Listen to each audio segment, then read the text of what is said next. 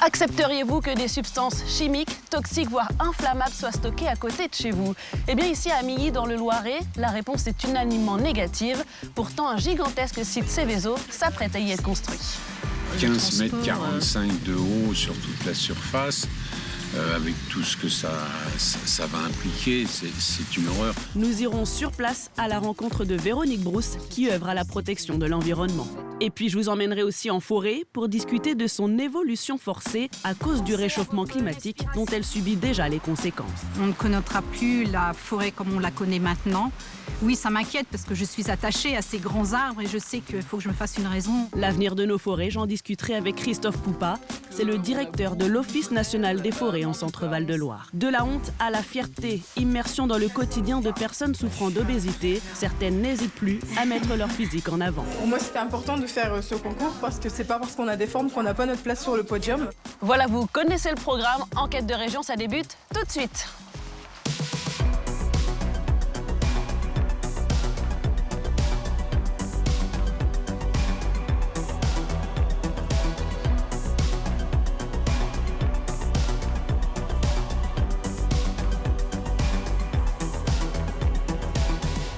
Un champ, des terres agricoles et bientôt un immense entrepôt. D'ici 3 ans, ici à Amilly, dans le Loiret, une plateforme logistique va être installée.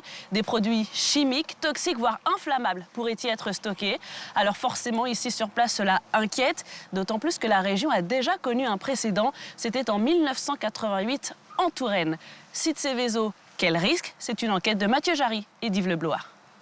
La maison près de la fontaine, couverte de vignes vierges et de toiles d'araignée. Il y a 10 ans, Myriam pensait avoir trouvé son havre de paix dans un petit hameau à l'écart d'Amilly, dans l'est du Loiret.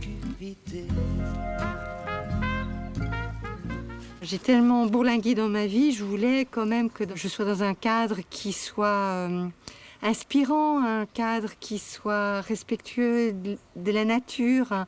On n'a jamais imaginé d'avoir un truc à 5 étages, 16 mètres de haut, à 20 mètres de notre maison. Depuis juillet, le hameau de l'Armoire est en émoi. Ses habitants ont découvert qu'un entrepôt logistique XXL est en projet juste en face de chez eux. 17 hectares et demi. Voilà, avec un bâti de 75-77 000 mètres carrés. 15 mètres 45 de haut sur toute la surface, avec tout ce que ça va impliquer, c'est une horreur. Autre préoccupation majeure, des tonnes de substances inflammables seraient stockées sur place pour un entrepôt classé Seveso. Malheureusement, ça peut être de l'incendie ou des explosions. Donc on comprend en fait que quand ce terme-là est utilisé, ça génère forcément des inquiétudes, des interrogations sur les dangers qu'il peut y avoir au niveau des riverains, mais également ça peut impacter l'environnement, la flore et la faune. Les risques industriels, dans la région, un établissement d'Indre-et-Loire les incarne tout particulièrement. L'usine Saint-Tron d'Ozouer en Touraine occupe même une place à part dans l'histoire des sites Seveso. D'abord baptisé Protex, on y fabrique depuis les années 50 des produits chimiques pour l'industrie. À Château-Renaud, commune voisine du site, le souvenir de l'explosion de 1988 est encore vif. On a entendu un énorme bruit et bien sûr on était debout tout de suite. On avait compris que c'était de nouveau Protex. Tout était ouvert chez moi et puis mon mari il dit tiens, une explosion. Il dit, tu sais pas, on va fermer toutes les fenêtres, on va boucher tout avec du scotch, on va boucher partout. Ça pétait, quoi. Mon mari, il a été voir et bon, c'était impressionnant. Hein. Dans la nuit du 8 juin 1988, un atelier s'enflamme et explose. L'armée vient en renfort des pompiers pour éteindre le sinistre qui ravage l'usine et entraîne une pollution d'ampleur. Conséquence de cet incendie, du phénol s'est déversé dans la Brenne, puis par la suite dans la Loire. Si l'on en croit la préfecture d'Indre-et-Loire, la masse polluante devrait passer à Tours dans le courant de la nuit prochaine. Depuis hier soir, 200 000 personnes sont privées d'eau courante. Reportage de Patrice Velay. La chasse à l'eau depuis hier 17h. Tous les récipients sont bons, 45 points de distribution à travers la ville, des citernes souples à disposition du public sous le contrôle de l'armée et des pompiers. Assez vite, le fonctionnement de Protex est pointé du doigt. Entre 1963 et 1987, l'entreprise a provoqué 56 pollutions, a accumulé les manquements aux règles élémentaires de sécurité et mis en danger ses salariés. Fût de benzène en plein soleil, fût de chlorure de méthyle déformé, bidon non fermé ou rouillé, mention codée des produits, le personnel ne savait pas toujours l'identifier pour en connaître les éventuels dangers. Les gens travaillaient avec du système D. Bon, un tuyau, quand on faisait un chargement, il était tenu au-dessus d'une marmite avec un bout de ficelle. Bon. L'accident donne lieu à un procès. Le PDG de Protex, Robert Moore, est condamné à 1 an de prison avec sursis et 120 000 francs d'amende. Il assure alors que le nécessaire est fait. Si vous voulez qu'à Protex, actuellement, pour la sécurité, on a pris une certaine avance. Et on continuera à progresser. En Centre-Val de Loire, on compte 74 sites classés Céveso, répartis en 34 Céveso seuil bas en bleu et 40 Céveso seuil haut en rouge. La distinction dépend des quantités de matières dangereuses stockées. Le classement recouvre un large spectre d'activités. La sucrerie d'Artenay, par exemple, dans le Loiret, est classée Céveso seuil haut, tout comme les entreprises de l'armement et de la défense, comme ici Thales à la Ferté-Saint-Aubin. Ce sont aussi des dépôts pétroliers ou bien des entrepôts de stockage. Pour évoquer la gestion des risques, une entreprise a bien voulu nous ouvrir ses portes. Orion Chemicals Orgaform à Semois, au nord d'Orléans, classé Céveso seuil bas. Donc là, c'est le permis de feu qui va vous permettre de rentrer dans des zones qui sont jugées à risque avec le matériel pour filmer. Vous allez visionner une petite vidéo qui montre un petit peu, donc qui présente la société, qui montre les aspects sécurité. Bonjour et bienvenue sur le site Orion Chemicals Orgaform. Le risque majeur que vous pouvez rencontrer sur le site est l'inflammabilité. Nous utilisons beaucoup de solvants industriels, qui sont pour la plupart inflammables. Voici les pictogrammes figurant sur les étiquettes indiquant les dangers de tous les produits chimiques manipulés sur notre site. Après le briefing, il faut encore répondre à un questionnaire puis s'équiper. Les chaussures sont même testées. Si besoin, on y ajoute un accessoire pour éviter qu'elles transportent de l'électricité statique. Parfait, vous êtes au vert. Nickel. Bonjour monsieur Céleste. Bonjour monsieur Jarry. Bonjour, enchanté. Bienvenue sur notre site. L'entreprise fabrique entre autres produits des agents de démoulage pour les équipementiers automobiles, des émulsions de cire appliquées sur les bouteilles de verre pour éviter la casse, ou encore des colles pour l'industrie de l'ameublement. Ces agrafes-là, elles sont appliquées au pistolet. Donc il y a des vitesses de frottement élevées quand l'agrafe rentre dans le bois. L'échauffement va faire diffuser la colle et la colle va coller l'agrafe dans le bois. Les matières premières, ça représente une très très grande variété de risques. On a du risque inflammable, on a du risque corrosif, on a du risque toxique. Et donc on va avoir une méthode de rangement qui va être visuelle pour que tous les opérateurs puissent le faire. Et on va avoir donc des zones qui vont être délimitées. La zone inflammable, la zone non inflammable, l'entrepôt est sprinklé. Donc le sprinklage, en fait, c'est une possibilité d'arroser en cas de départ de flamme. Obligation légale, l'entreprise a élaboré un POI, un plan d'opération interne, qui recense les différents scénarios d'accidents possibles et les actions pour y remédier. Le POI est communiqué aux sapeurs-pompiers. Il a été déclenché en 2023 chez Orion. On a eu un départ d'incendie lors d'un conditionnement d'un produit inflammable. Heureusement, toutes nos sécurités ont fonctionné. Les pompiers sont arrivés juste pour constater que tout était éteint. On informe l'Adréal immédiatement lors de ce genre d'incident. Elle est venue s'assurer comment l'accident avait été maîtrisé, comment les eaux d'incendie, les eaux d'extinction étaient bien maîtrisées, stockées, n'allaient pas dans la Loire. On nous a félicités pour la gestion de l'accident. Encore une fois, on préfère ne pas en avoir. Autre dimension importante de la maîtrise des risques, la formation des personnels. La plupart des opérateurs sont équipés d'intervention. On a des tests qui sont faits au cours de l'année par équipe où, en fin de compte, le responsable QHSE provoque, on va dire, un faux incendie ou quelque chose et donc les gars sont habilités à intervenir dessus. Donc c'est quand même vachement intéressant parce qu'on sait comment réagir le jour où ça arrive.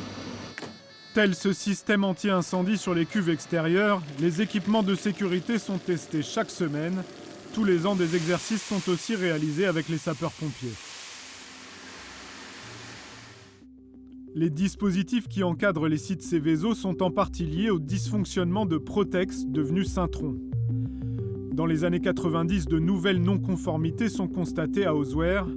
Après des années de mobilisation, riverains et associations environnementales sont précurseurs. En 2000, ils parviennent à imposer une commission de suivi du site. C'est une première qui sera généralisée après l'explosion d'AZF à Toulouse.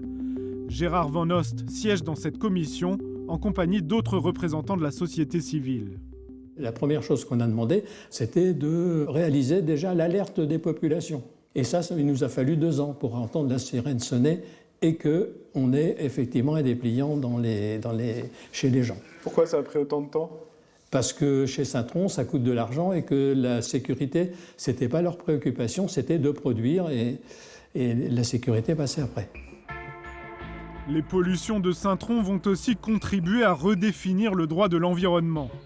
En 2004, survient un nouvel épisode de mortalité de poissons dans la Brenne, empoisonné par un rejet d'effluents de l'usine. Une nouvelle bataille judiciaire s'engage. Tout l'enjeu de ce procès, ça va être de savoir si le tribunal va assigner un prix lié à ce qu'on appelle le préjudice écologique, c'est-à-dire l'impact sur le milieu aquatique et la capacité que le milieu aquatique va mettre pour se relever. Jeune avocat et conseiller municipal de Vernoux-sur-Brenne, maître Adrien Debré s'empare alors du dossier. Donc en 2004, on a l'idée qu'il faut essayer de taper un grand coup sur la tête de Protex Saint-Tron en expliquant aux juges du tribunal correctionnel de Tours qu'il faut regarder l'insecte et pas le poisson. Et que la pollution, c'est une pollution durable qui va stériliser une rivière pendant longtemps. Et on s'intéresse à l'incidence de la pollution sur l'insecte. L'intérêt dans l'histoire du droit de l'environnement de l'accident industriel de 2004 qui fait suite à 88, c'est que le juge regarde la pollution avec des yeux différents et on arrive à condamner assez substantiellement l'usine Protex Saint-Tron. C'est une nouveauté qui après a été le début d'une méthodologie, d'une lecture nouvelle du préjudice écologique et on réalise une méthode scientifique, mathématique de quantification du préjudice écologique en disant aux juges arrêtez de fonder le préjudice écologique sur le kilo de poisson. On n'est pas dans une poissonnerie ici. La pollution, ça tue pas un poisson. Ça tue un insecte et l'insecte, il va mettre 10 ans à revenir. Le poisson, on peut le remettre demain, mais l'insecte, vous ne pouvez pas le remettre. Et donc, il va falloir beaucoup de temps avant que l'insecte revienne sous la pierre. Soulever des pierres dans la Brenne pour y repérer des larves d'insectes et évaluer la santé du cours d'eau, Grégoire Ricou en a pris l'habitude. Là, on voit quelques insectes aquatiques, quelques larves d'insectes d'odonates, donc de libellules. Avec la Fédération de pêche, partie civile dans les procès, il participe aux procédures contre Saint-Tron. Et malgré les condamnations, pour lui, tout n'a pas encore été fait pour évaluer l'impact de l'industriel. Alors, on ne peut pas savoir s'il y a eu des pollutions, même minimes soient-elles, puisqu'on n'a pas de suivi en continu au plus près de la sortie de la station d'épuration du site. 37 ans après l'accident de 1988, où en est ce site qui emploie toujours une centaine de personnes ? Ses voisins, comme ceux du quartier de la Gare à Château-Renaud, relèvent une avancée notable. Maintenant, on n'a plus des odeurs quand même comme avant. Faut être honnête, on n'a plus les odeurs. À une époque, oui, il y avait souvent les odeurs. On sentait des odeurs d'ammoniac, tout ça. Comme du poisson pourri formol. Pour moi, c'est comme ça, c'est une odeur, c'est des nauséabondes. Même là, on a encore une appréhension de s'il y a une explosion un jour. On vit à côté. On vit à côté. Moins d'odeurs, mais tout n'est pas encore réglé. Au 1er juin 2025, le site a été placé en vigilance renforcée par le ministère de la Transition écologique. Pas moins de 18 arrêtés préfectoraux de mise en demeure pèsent encore sur l'industriel. Ils concernent des sujets variés, rejet atmosphérique, rejet aqueux, études de danger, mesures de maîtrise des risques. Protex International, propriétaire de Saint-Tron, ne nous a pas autorisés à visiter l'usine, mais son dirigeant consent à nous recevoir au siège du groupe en région parisienne. Il assure que la culture de l'entreprise en matière de maîtrise des risques a évolué. Depuis une dizaine d'années, on ne fait qu'assurer des investissements de mise en conformité sur le site d'Ozoir en Touraine. On s'est d'abord focalisé sur la partie sécurité industrielle. Nos opérateurs sont formés à la sécurité, sont sensibilisés à la sécurité. Ce n'est pas la même mentalité qu'il y a peut-être 20 ou 30 ans. Et on a investi depuis 2015 environ 6 millions d'euros sur cette partie de sécurité industrielle. Et donc là, on a décidé d'investir 4 millions supplémentaires jusqu'à fin 2026 pour traiter nos émissions atmosphériques. Du côté de la direction régionale de l'environnement, c'est un dossier sans commune mesure. Quand la plupart des sites Seveso sont visités une fois par an, celui de Saint-Tron, c'est une dizaine d'inspections annuelles. Des services de l'État qui attendent des travaux de mise en conformité plus rapides. Nous avons donc exigé la mise en place d'un plan d'action écrit avec des engagements précis, ce qui vaut en fait contrat entre l'État et l'industriel. Depuis à peu près 4 ans, on voit quand même un changement de paradigme chez Saint-Tron. Il y a des investissements, enfin, évidemment pas suffisamment pour la DREAL, c'est évident. Longtemps considérés comme des acteurs indispensables d'une industrie française souveraine et pourvoyeuse d'emplois, les sites Seveso sont désormais davantage perçus à travers le prisme des risques pour les populations et l'environnement. À lui seul, le cas Saint-Tron semble illustrer la nécessité d'un contrôle étatique et citoyen. À Amilly, dans le petit hameau de l'Armoire, après la clôture de l'enquête publique, la population locale attend fébrilement la décision de la préfecture sur l'installation de l'entrepôt XXL, en espérant ne pas compter parmi ses nouveaux voisins cet inquiétant Seveso.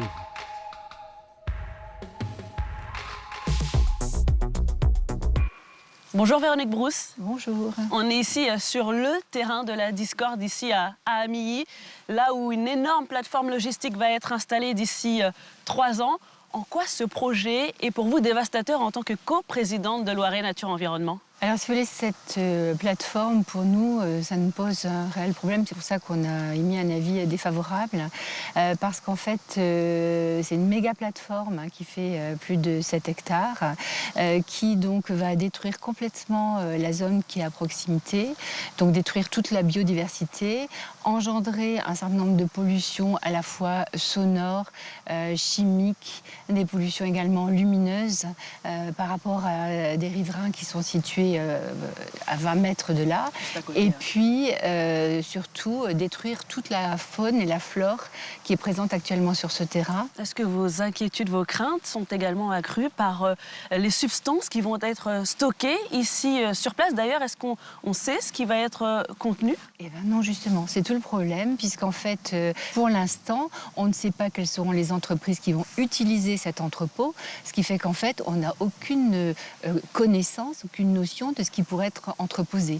Or, on sait que dans les entrepôts logistiques, comme tout est mis sous carton, on sait que de toute façon, le risque majeur, c'est par exemple le risque incendie. 85% des accidents qui se passent dans ces plateformes sont liés à des incendies, puisque tous ces cartons peuvent s'embraser et transformer en fait n'importe quel entrepôt en brasier en quelques minutes. Donc ce risque-là est évidemment majeur. Et c'est toute la problématique. On a vu dans le sujet précédent justement que les contrôles étaient quand même de plus en plus fréquents, que les réglementations assez strictes, que les sites Seveso étaient quand même mieux encadrés que dans les années 80. Mais il y a quand même cette crainte, pas de risque zéro, c'est ce que vous dites? Alors oui, le risque zéro n'existe pas, ça c'est la première chose. Et de toute façon, une plateforme comme ça, au-delà d'un risque ponctuel, c'est une pollution permanente, puisqu'en fait, il y a des transports routiers qui vont être beaucoup plus importants. Donc, ça veut dire en fait plus de CO2, des pollutions forcément sonores, des pollutions visuelles, puisqu'en fait, c'est un immeuble qui va faire 15 mètres de haut. Et donc, on voit bien que le hameau de l'Armoire qui est situé à côté va effectivement avoir cette problématique-là de cette pollution visuelle. Donc, en fait, au-delà d'un risque qui peut être un risque ponctuel et relativement maîtrisé, il y a en fait une pollution permanente qui va s'exercer de jour comme de nuit.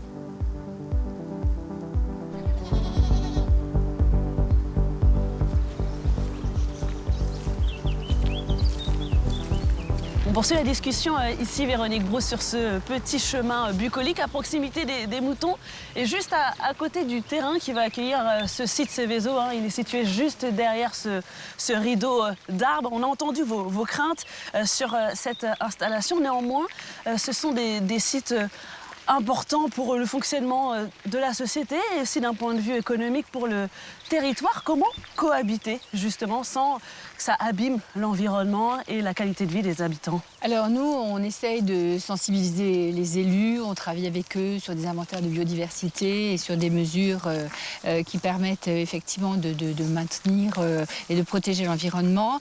Ce qu'on préconise aussi, c'est que ce soit des zones qui soient déjà en partie utilisées, qui soient donc reprises pour ce type de site, de telle manière qu'en fait on ne soit pas en train de miter du territoire, et puis qu'on utilise en fait des sites dont le coefficient agricole soit limité de telle manière qu'en fait on puisse éviter de diminuer les terres agricoles qui sont intéressantes pour notre autonomie. Voilà. C'est donc un sujet politique pour vous. Est-ce que ça veut dire que nos élus ont de moins en moins une conscience environnementale, écologique? Alors, ce dont on se rend compte quand même en ce moment, c'est qu'il y a quand même sur un plan politique des évolutions qui ne vont pas forcément dans le sens d'une amélioration en fait, de la protection de l'environnement. Ce qui peut être dit notamment au niveau des élus qui décident en fait de l'implantation de ces projets, c'est qu'en fait ça peut rapporter sur un plan économique et notamment ce qui est mis en avant parfois c'est la notion de création d'emplois. En réalité, on s'interroge nous par rapport à ça parce qu'on se rend compte que ces plateformes sont de plus en plus robotisées. Finalement, elles emploient assez peu de personnel et quand on regarde, ce sont des emplois qui sont quand même des emplois précaires, des emplois pénibles, pas forcément très bien rémunérés, du temps partiel. Donc c'est vrai qu'il y a certainement un intérêt économique, c'est ce qui est mis en avant au niveau des élus. La question qu'on se pose, c'est est-ce qu'on ne leur vend pas finalement un peu du rêve par rapport à la réalité de création finalement économique, quoi. Merci beaucoup Véronique Brousse pour ces explications. Préserver l'environnement, il en est également question en forêt d'Orléans, plus grande forêt domaniale de France. Elle est en pleine adaptation face au réchauffement climatique. Voyez ce reportage de Corinne Biorosa et Samuel Foucault.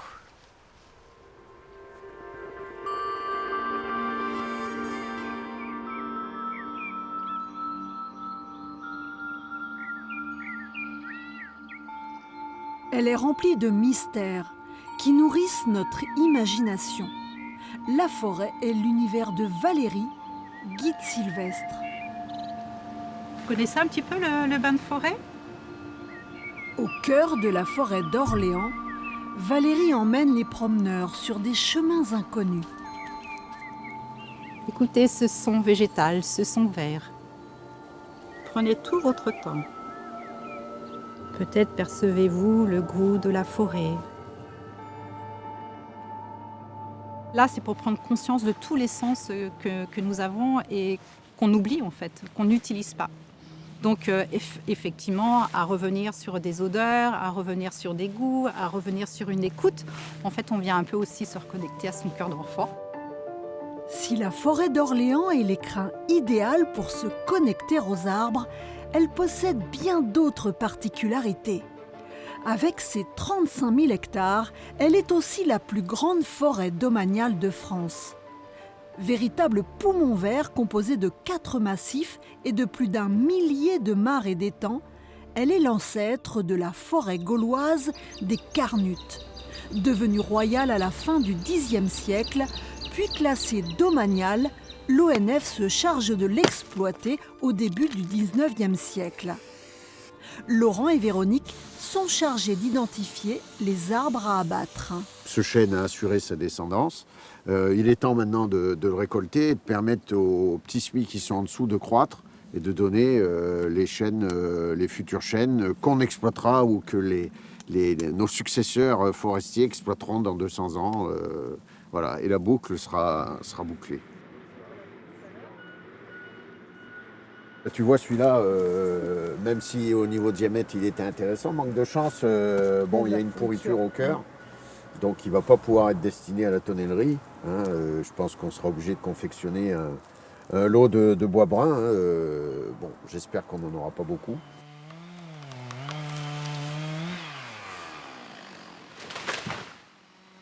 Toutes les parties de la grume, c'est-à-dire le tronc sans les branches, seront utilisées différemment. Il y a toute une partie de cette grume qui va partir en tonnellerie, mais malgré tout derrière, on a ce qu'on appelle la surbille, qui va partir plutôt à des usages locaux, plutôt en sillage. Donc on peut avoir, selon les qualités, de la charpente, de la traverse SNCF. Si on tapait dans le capital en parlant crûment, eh bien, tout s'arrêterait. Voilà. Le travail des forestiers, c'est de faire en sorte que jamais rien ne s'arrête. 90 000 mètres cubes de pins et de chênes sont commercialisés chaque année en forêt domaniale d'Orléans. Pour que rien ne s'arrête, il faut s'attaquer à un ennemi redoutable, le changement climatique. Ici, il décime en premier lieu les pins sylvestres et s'attaque désormais aux chênes sessiles. Pour l'étudier, les chercheurs de l'INRAE ont mis en place il y a 10 ans un dispositif unique en France, Optimix. C'est des arbres qui vivent longtemps, jusqu'à 180 ans pour les chênes. Donc ce qu'on veut voir, c'est aussi leur évolution, comment ils réagissent à des événements climatiques ponctuels pour l'instant, mais peut-être récurrents, qui vont se répéter plusieurs années de suite, dans 5 ou 10 ans. 9200 arbres sont cartographiés et connectés, plusieurs centaines par parcelle. Je télécharge des données là, que nos ordinateurs, on va dire de terrain, qui sont reliés à différents capteurs environnementaux. Aujourd'hui, c'est à peu près 800 capteurs qui y travaillent, qui enregistrent 15 000 données par jour. Donc à l'année, ça fait un petit 5 500 000 données. Donc, qu'on récupère et qui nous permettent après de comparer les différents peuplements ou différentes sylvicultures qu'on peut avoir sur le dispositif Optimix.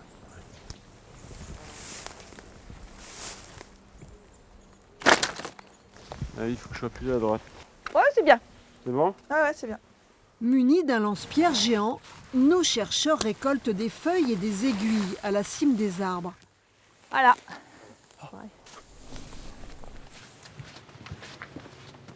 Nathalie va les étudier dans son laboratoire de l'INRAE.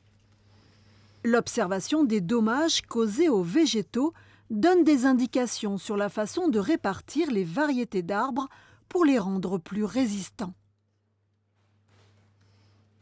Je vois que dans les parcelles en mélange, les feuilles sont moins attaquées que dans les parcelles pures.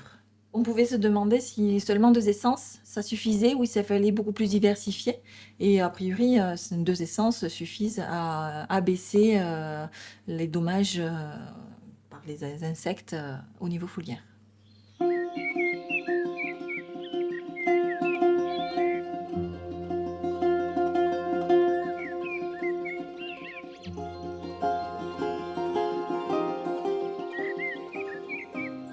Nos arbres souffrent et leur capacité d'adaptation est aujourd'hui 10 fois trop lente pour contrer le changement climatique.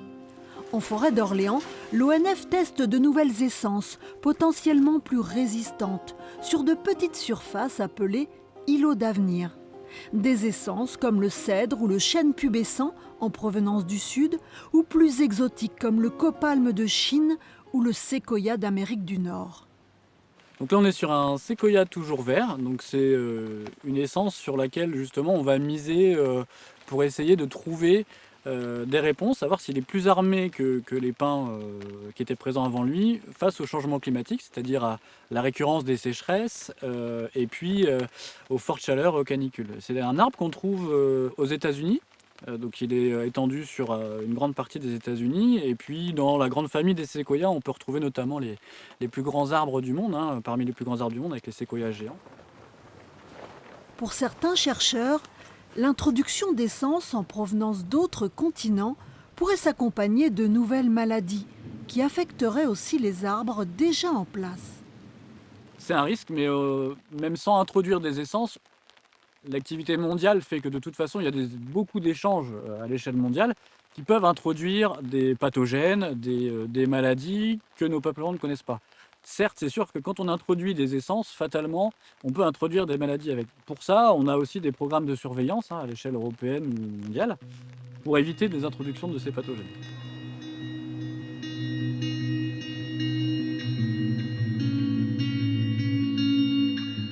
Changer les arbres de la forêt d'Orléans pourrait avoir un impact sur les utilisations de nouveaux bois, mais aussi sur les habitants de la forêt eux-mêmes, à commencer par le plus emblématique d'entre eux, le balbuzard pêcheur. Ce rapace disparu de France est revenu pour la première fois en 1984 à l'étang des Ravoirs, au cœur du massif orléanais. Les agents de l'ONF sont aussi chargés de sa protection. Et tu vois la taille du nid qui est quand même assez impressionnante, hein, on peut le voir déjà aux jumelles. Ça pèse combien ça, un nid comme ça? Alors, il a été estimé que les plus gros pouvaient atteindre pas loin de 200 kg. Ils sont tout le temps en train de besogner, de ramener des branches. Donc c'est sûr que sur un pain mort, là, c'est compliqué. Surtout là où c'est posé, hein, puisque le nid est tout le temps en hauteur. Les occupants de ce nid ont déjà migré vers le sud et ne reviendront qu'au printemps prochain. En Europe, l'espèce est aujourd'hui protégée. La mesure principale que nous, on va prendre, c'est de mettre en place un périmètre autour du nid. Donc là, sur les nids de balbuzard, c'est un périmètre de 150 mètres. Et on ne va pas intervenir dans la zone périmétrée lorsque l'oiseau est en nidification. Donc ça, c'est une période qui court du 30 mars au 1er septembre. Celui qui connaît le mieux les balbuzards, c'est Sylvain Larzilière, le bagueur officiel de l'espèce. Alors là, c'est le mât de balbuzard pêcheur qui niche ici au Ravoir. Il est en train de manger un poisson qu'il a été pêché il y a quelques minutes. Le balbuzard pêcheur, quand il est en période de reproduction, pour nourrir ses poussins, il va ramener en moyenne 3 à 4 poissons par jour. Donc un matin, un midi, un le soir. Un peu comme nous, quoi. 20 couples de balbuzards pêcheurs viennent nicher sur le massif tous les étés. Le balbuzard pêcheur aime bien avoir une vue un petit peu à 360 degrés et aussi du calme. Et la forêt d'Orléans, elle est située pas très loin de la Loire. Il y a beaucoup d'étangs et dans la forêt d'Orléans et sur les extérieurs, ce qui fait un site vraiment exceptionnel pour la nidification du balbuzard pêcheur. Depuis 30 ans, les jeunes balbuzards sont équipés de bagues qui permettent de les suivre dans leurs déplacements. Une opération spectaculaire et délicate. Pour baguer les oiseaux, ce qu'on fait, c'est qu'on emploie un grimpeur professionnel. Alors, les oiseaux sont descendus dans des sacs.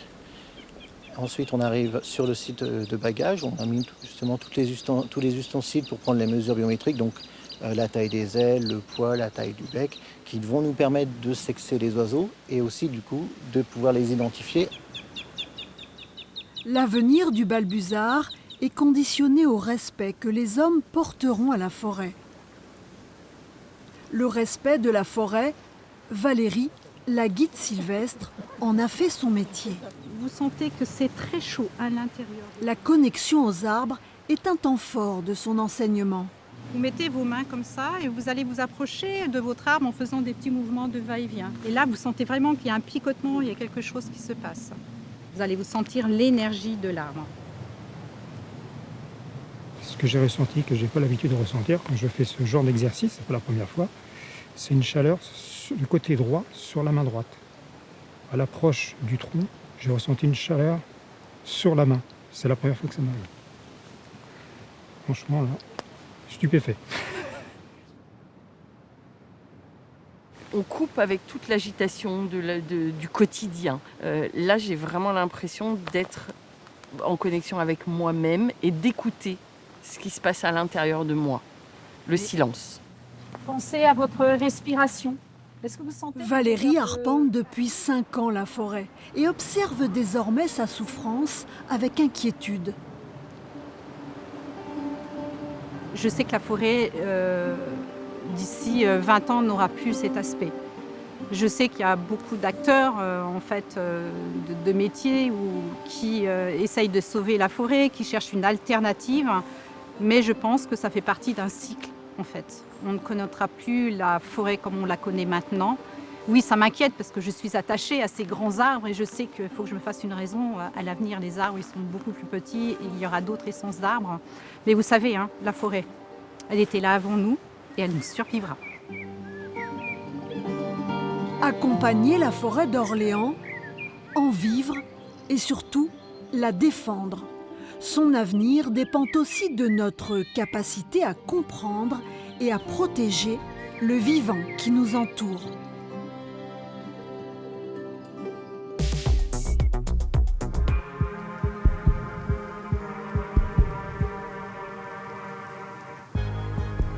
L'avenir de nos forêts, c'est la préoccupation et le quotidien de Christophe Poupa. Il dirige l'Office national des forêts en Centre-Val de Loire. Nous nous sommes donné rendez-vous au sein de cette majestueuse forêt domaniale d'Orléans. Dans quel état de santé se trouvent nos forêts? Est-ce que le cadre qui nous entoure ne cache pas une réalité peut-être un peu plus complexe? Alors dans le jargon des forestiers, on parle de mortalité, ça tout le monde comprend, c'est un arbre qui meurt, mais on parle aussi de dépérissement, alors particulièrement pour le chêne, qui est une des essences emblématiques de la forêt domaniale d'Orléans. Pourquoi dépérissement? Parce que ça veut dire que l'arbre va perdre progressivement de la vitalité, mais c'est sur plusieurs années, ça va être 4, 5, 6 ans, où l'arbre va avoir un peu moins de feuilles. Donc un peu moins de feuilles, c'est moins de photosynthèse, donc c'est moins d'énergie pour lui. Et donc moins de capacité à réagir à la crise suivante. C'est ce qui est malheureusement prévisible avec le réchauffement climatique. Alors, prévisible, je ne sais pas, parce qu'on a beaucoup d'hypothèses. En tout cas, on sait que la probabilité que ça arrive à un plus grand nombre d'arbres augmente. Mais on reste dans un contexte incertain. On reste modeste parce que la science nous donne une trajectoire, mais ne nous dit pas exactement quelles vont être les étapes de cette trajectoire. Le sens, il est connu, c'est des chaleurs plus élevées, moins de pluie l'été, mais l'intensité exacte reste encore pas totalement déterminée. Et bon, on va aller les voir, ces essences et ces arbres. On va monter tout là-haut, au haut du belvédère des Caillettes. Vous me suivez? Avec plaisir.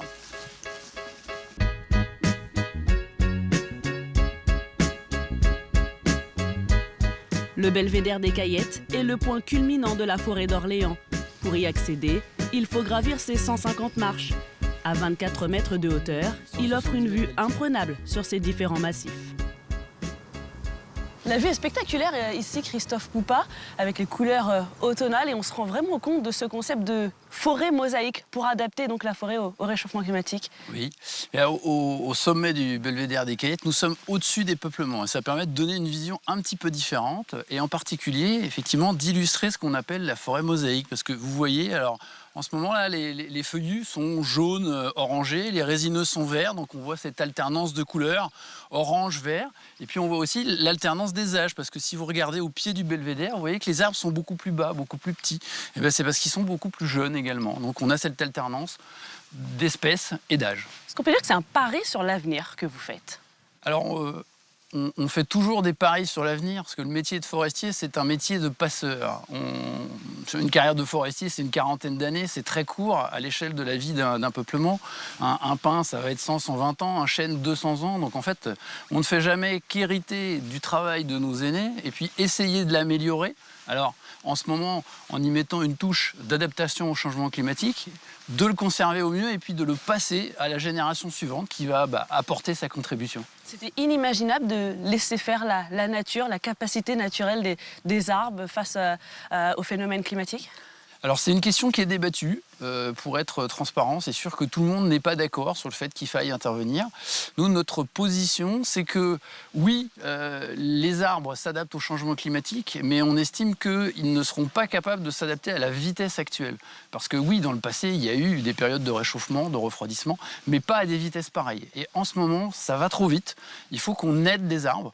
Et par exemple, quand on prend des essences d'arbres qui vivent plus au sud et qu'on les ramène vers le nord, eh bien, on accompagne ça en accélérant le mouvement, parce que naturellement il l'aurait fait, mais là on met des petits plants d'arbres dans des camions, on les remonte vers le nord et ça va beaucoup plus vite. Adapter la forêt, est-ce que c'est aussi réguler toujours encore un peu plus les gibiers qu'on sait de plus en plus nombreux? Oui, alors nous, on appelle ça l'équilibre forêt-gibier ou l'équilibre agro-sylvo-cynégétique parce qu'il y a une composante agricole importante.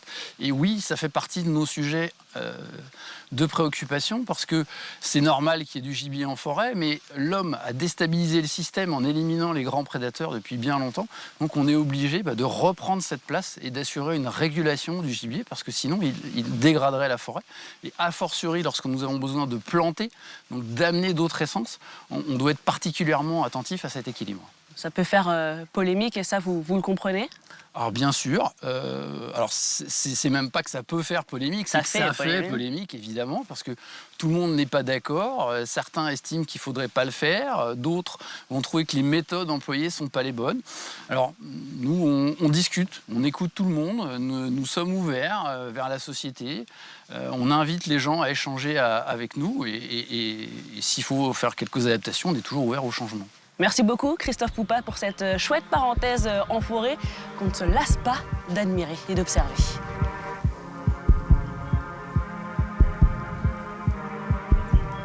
On évoque à présent une question de santé publique qui est aussi une question de société et de vivre ensemble, l'obésité. Car assumer ses formes n'est pas toujours chose facile à cause du regard des autres, mais certaines personnes décident de passer outre et de revendiquer avec fierté leur physique.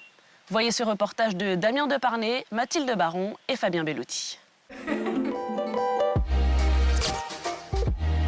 Sourire, prendre la pause, se faire photographier pour se sentir belle. Un shooting sur le thème pin-up auquel participent ces jeunes modèles. Elles ont entre 23 et 30 ans et font partie du comité Miss Diamantissime Nord-Pas-de-Calais. Un concours de beauté pour mettre en valeur les femmes fières de leur rondeur. Pour moi, c'était important de faire ce concours parce que c'est pas parce qu'on a des formes qu'on n'a pas notre place sur le podium. Et d'autant plus, on peut s'éclater, on peut avoir de jolies photos comme aujourd'hui et montrer aussi qu'on peut s'accepter en 2024. C'était important pour moi de faire cette aventure avec les filles. C'était compliqué de m'accepter moi en tant que femme ronde plus jeune, étant donné que j'ai eu un peu de harcèlement au collège et au lycée. Et du coup, aujourd'hui, c'est aussi une fierté de leur montrer que je suis arrivée là. Pour les soutenir, Charlotte Dufour n'est jamais loin. La jambe gauche tendue, la droite pliée. C'est elle qui a remporté la compétition régionale en début d'année. Depuis, elle porte fièrement son écharpe et sa couronne et n'est pas avare de conseils envers les jeunes candidates. Plus tu reculeras ta jambe, tu seras plus basse et tu seras mi-hauteur, tu cambreras pas le dos. L'objectif, c'est qu'elles se sentent bien. Donc c'est juste qu'elles se libèrent de leurs complexes, de leurs limites et qu'elles s'expriment, qu'elles sourient. C'est pour ça que je leur dis, montrez vos dents, amusez-vous. L'objectif, c'est de s'amuser, de s'accepter et d'être bien comme on est et passer un bon moment tout ensemble. Des complexes, Charlotte n'en a jamais vraiment eu. Ses rondeurs, elle les assume depuis toujours. Dans quelques semaines, c'est avec ce corps qu'elle représentera le Nord-Pas-de-Calais lors du concours Miss Diamantissime France. Ce matin-là, l'heure est justement aux dernières retouches d'une des robes qu'elle portera pour la compétition nationale, une tenue qu'elle a confectionnée elle-même. Je porte un 48, j'ai pas honte de le dire, et je sais m'habiller. Et j'aimerais bien que justement les gens aujourd'hui, ils se cachent pas derrière des choses trop grandes parce qu'ils n'ont pas le droit. Le droit, on se le donne nous-mêmes en fait. Donc oui, c'est une lutte perpétuelle pour montrer aux gens qu'on peut être heureux et qu'on n'a pas de compte à rendre sur un poids ou une taille parce que je suis pas malade, j'ai pas de problème de santé, je fais pas que manger chez McDo parce que c'est ce qu'on nous dit. Je mange beaucoup de fruits et légumes, mais j'ai un métabolisme. Donc j'ai pas envie de lutter perpétuellement avec moi-même en fait. Sa robe, ses accessoires sont aux couleurs de la région et plus précisément du territoire où elle est née et où elle a toujours vécu, le Dunkerquois. Je voulais être la corsaire féminine du Nord-Pas-de-Calais, en hommage à ma région. Et puis du coup, oui, les corsaires, ils y allaient. On voit les petites robes de l'époque avec les manches bouffantes. Donc voilà, je me suis dit, je vais pas me cacher. Effectivement, je représente jusqu'au bout ce que je veux faire. Laura et Patrick sont en couple depuis 2011. Ils vivent ensemble dans cette maison d'un petit village de l'Arajois. Lorsqu'ils se sont connus, tous deux étaient minces. En 13 ans de vie commune, ils ont pris pas moins de 50 kilos chacun. Et on a vraiment pris du poids ensemble, c'est-à-dire qu'on était un poids normal, entre guillemets. Et on a vraiment, avec le boulot, le fait qu'on est parti chez nos parents, on a pu un peu manger ce qu'on voulait, quand on voulait, donc on a pris du poids progressivement. Ça n'a pas été quelque chose de fulgurant. Au fil des années, le couple s'isole. Plus de sorties, plus d'activités sportives, par peur du regard des autres. Je ne pouvais plus faire certaines activités, type j'adorais faire du vélo ou de la natation. C'est quelque chose que je faisais plus du tout parce que le regard des autres me gênait, parce que j'étais essoufflé dès que j'en faisais. Vous comparez forcément aux autres à un moment donné.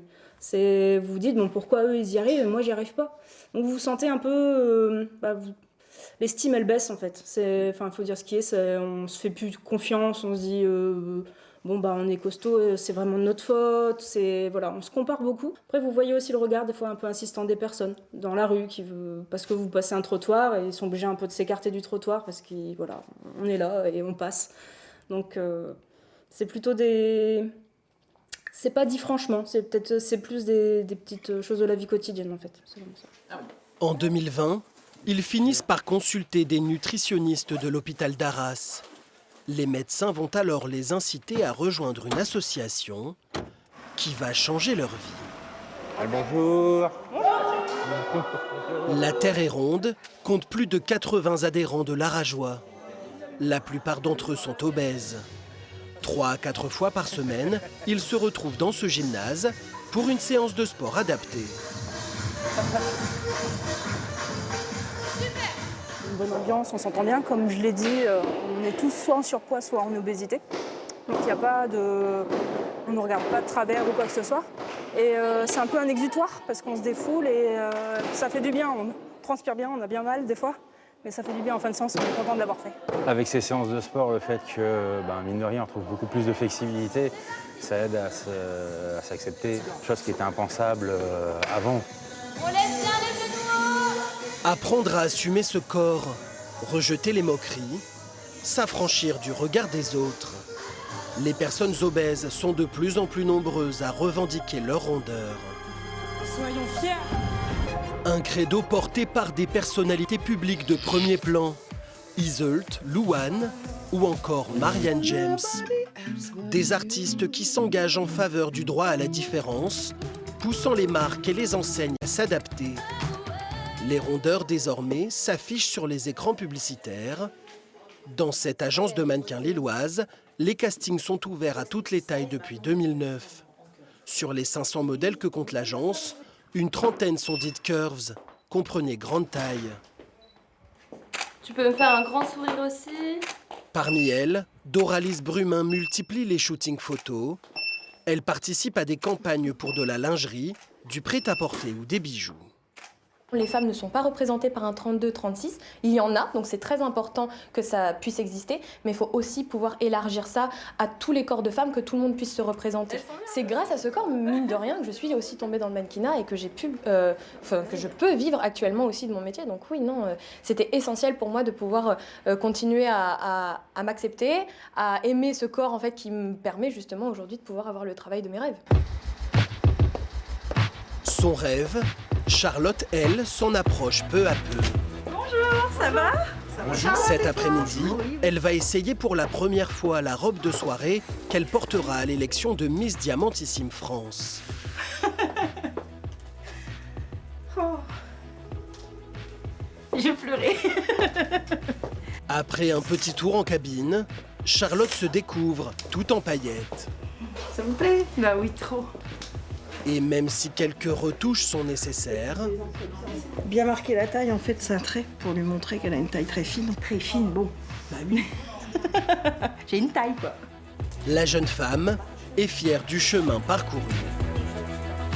On se dit que voilà, effectivement, je me sens belle et je suis contente. Et peu importe ce qui sera le résultat, j'aurai accompli ce que je voulais et je l'aurai fait comme je le veux. Donc trop heureuse. Charlotte brille devant le miroir et bientôt sur le podium de la compétition.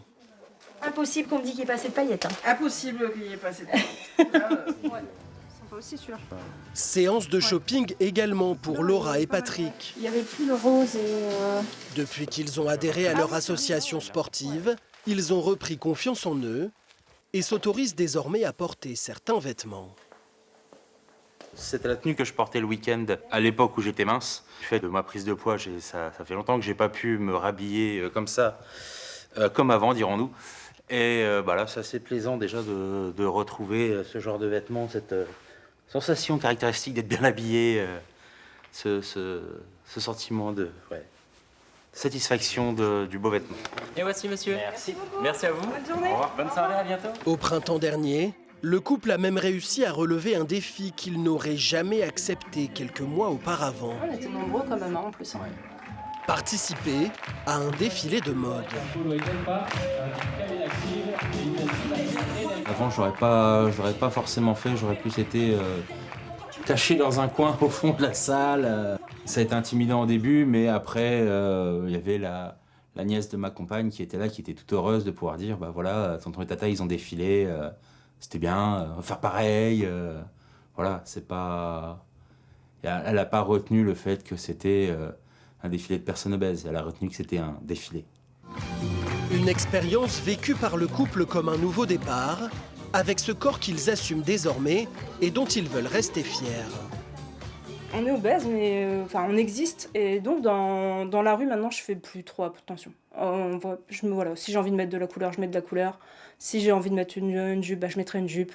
Le fait de faire le défilé, ça a vraiment débloqué un petit côté. On n'est pas obligé de se cacher, quoi. On est là et puis on va se montrer. Charlotte, elle, est de retour sur ses terres, le sourire aux lèvres, après un week-end intense en émotions. Voilà, j'ai été élue Miss Diamantissime France. Donc je suis très heureuse. Donc effectivement, voilà, j'ai reçu l'écharpe de 2025. Une élection remportée en Normandie face à 7 autres candidates. C'est le Nord-Pas-de-Calais. Miss Diamantissime France, un titre que la nordiste va honorer pendant 1 an et grâce auquel elle souhaite transmettre un message clair. Je voudrais pouvoir dire aux gens que quand on veut, on peut, que la seule barrière au bonheur, c'est nous.